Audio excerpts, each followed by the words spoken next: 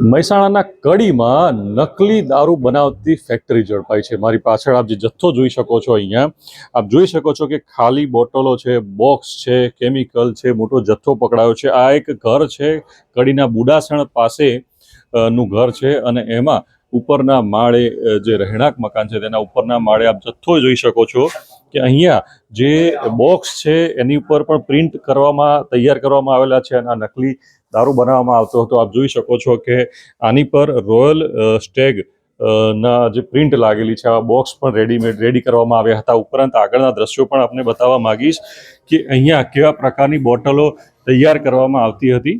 આપ જોઈ શકો છો કે અહીંયા આ જે માલ આખો જે તૈયાર કરાયેલો છે અને આ જે નકલી બ્રાન્ડ આખી જે બનાવવામાં આવી હતી રોયલ સ્ટેગ જે છે એની પાછળના પણ દ્રશ્યો આપણે બતાવવા માંગીશ કે ઉપર લખેલું છે ફોર સેલ પંજાબ ઓનલી, એટલે કે ગુજરાતના કડીમાં આ પ્રકારનો જથ્થો તૈયાર થઈ રહ્યો છે।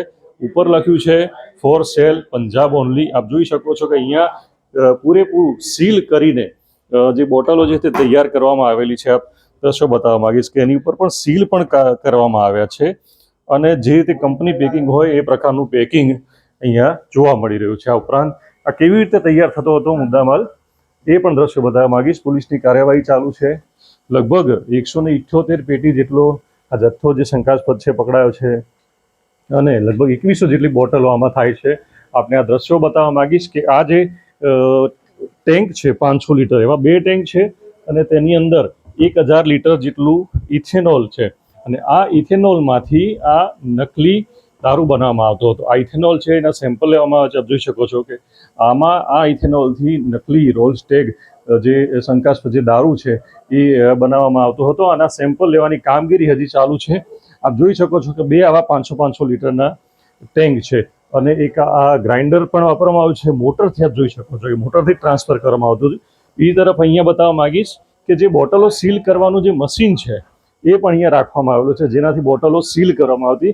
કેટલાક કેમિકલ છે કે જે કદાચ કહી શકાય કે એને જે નકલી દારૂ બનાવવા માટે જેનો રંગ છે એનો જે ઓરિજિનલ જેવો એ પ્રકારે બનાવતા હશે તેવું પ્રાથમિક દ્રષ્ટિએ લાગી રહ્યું છે। સમગ્ર જે કાર્યવાહી છે મહેસાણા એલસીબી દ્વારા કરવામાં આવી હતી અને એલસીબીએ રાત્રિ દરમિયાન રેડ કરીને અત્યારે બપોર સુધી આ કાર્યવાહી ચાલુ છે અને તેની ગણતરી કરી ત્યારે બોક્સ, ખાલી બોટલો, એના સ્ટીકર, સીલ કરવાનું મશીન, ઇથેનોલ સહિતનો મુદ્દામાલ જપ્ત કરી આગળની ગુનો દાખલ કરવાની કાર્યવાહી હાથ ધરવામાં આવી છે। મહેસાણાથી મનીષ મિસ્ત્રી, TV9।